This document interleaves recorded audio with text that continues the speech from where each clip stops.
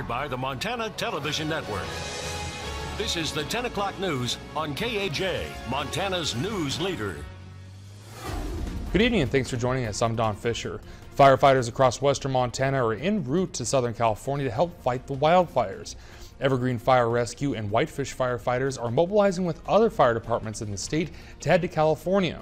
Missoula Fire Department Chief Jason Deal tells MTN News that 7 firefighters, a strike team leader, and 2 engines left Missoula Wednesday afternoon for Chinco, California. Deal tells us that California officials have requested 50 strike teams from Montana and 6 other states. Each strike team has 5 engines for a total of 250 engines. Missoula Rural Fire District is sending a Type 1 engine team along with 3 firefighters.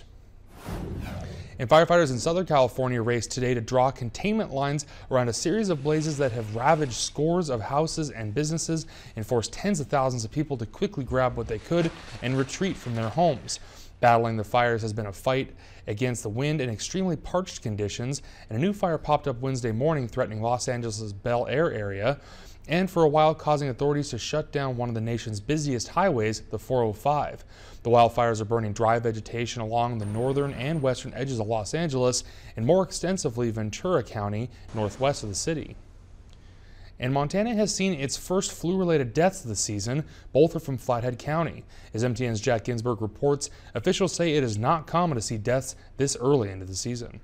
According to the Flathead County Health Department, peak season for influenza is December through February. Early into this year's season, 2 Flathead Valley residents have already died. They are the first flu-related deaths reported in Montana this year, and both were over the age of 65. Both the people who passed away were reportedly not vaccinated for influenza, and their deaths fell on National Influenza Vaccination Week. Both the Center for Disease Control and here at the County Health Department, they are saying that the best way to fight the flu is to get the vaccination. Vaccination is hands down the best prevention against influenza. The CDC recommends that anyone 6 months of age or older receive the vaccination, and I think it's important for people to recognize that it's not just about keeping yourself healthy, but it's also about keeping those around you that are healthy. The health department says those who are at the highest risk for serious complications from influenza are people 65 years and older, children younger than 5, especially under the age of 2, people with chronic health conditions, and pregnant women. The health department reports that there have only been 25 reported cases of influenza in the Flathead so far, and Hansen says it is unusual to see a death this early in the flu season. We saw our first death in mid-January of last year, so we are earlier than we saw it last year. A lot of times we won't see deaths until we have more cases in the community, so to see 2 deaths with only 25 cases in the community is different than what we've seen in some past years. Hansen also wants to remind everyone to reduce contact from others as much as possible if you become ill. So I know that can be really hard around the holidays when people want to visit families, but to recognize if you're ill, don't go visit grandma, don't go visit the new baby in the hospital. Make sure that you're taking care of those around you by staying home. In Kalispell, Jack Ginsburg, MTN News. And the health department says it takes up to 2 weeks for the vaccination to have an effect on the body. And switching to weather, a steady trend continues with partly cloudy and dry skies, but will it stay that way? For more, let's take it over to meteorologist Russ Thomas for a look at his first forecast. Russ? I can tell you this, the dry part is definitely here to stay for quite a while. I know folks looking for snowfall. Excuse me, we're not going to see it here for the next several days. It looks like a week or more.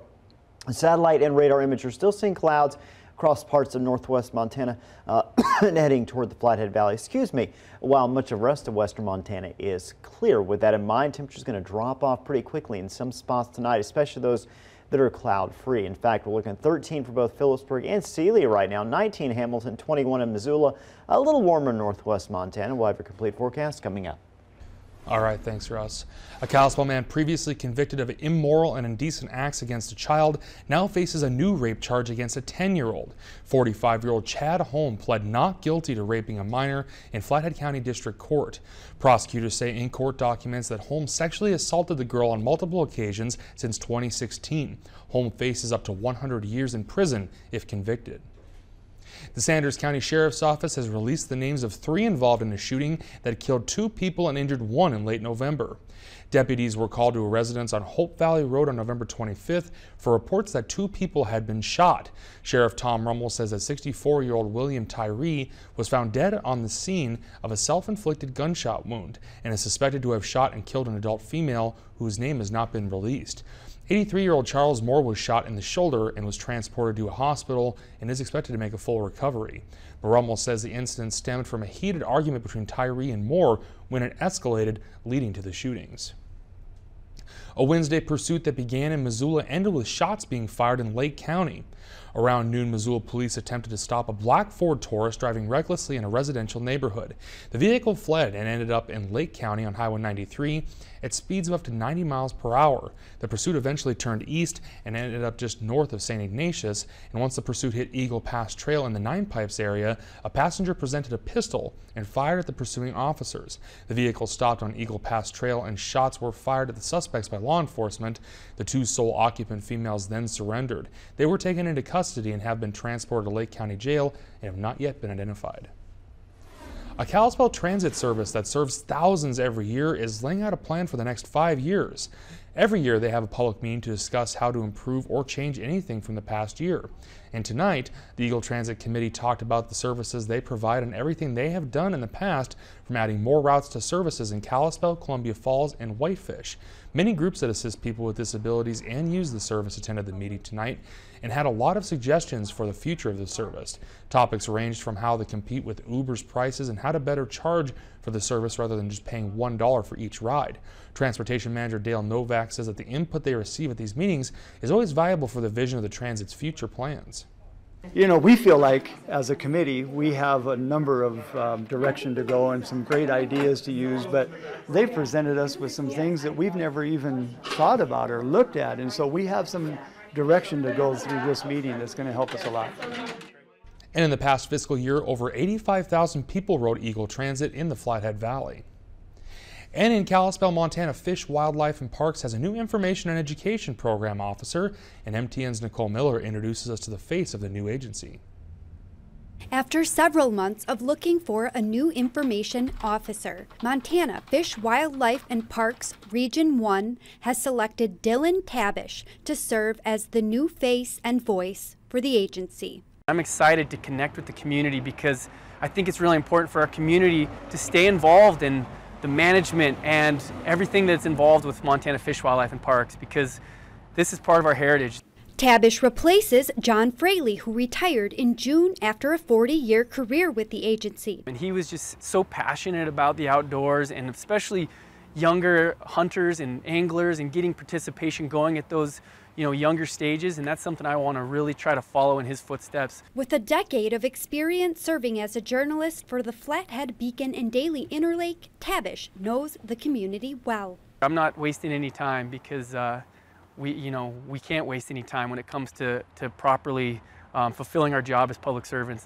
And with FWP facing many challenges such as the future of grizzly bear management and the presence of aquatic invasive mussels, he says he plans to hit the ground running. Grizzly bears in Yellowstone were recently delisted. They're still protected under the ESA here in northwest Montana, but as the populations continue to grow, we could see state management down the road someday, and so we have to be prepared as an agency to do that based on sound comprehensive science and good management. Aquatic invasive species is obviously there here in Montana, unfortunately, and now we have to do the best we can to defend the spread of those into our pristine waters, because those could cause a lot of harm and damage to our waterways, rivers, and lakes. Reporting in Kalispell, Nicole Miller, MTN News.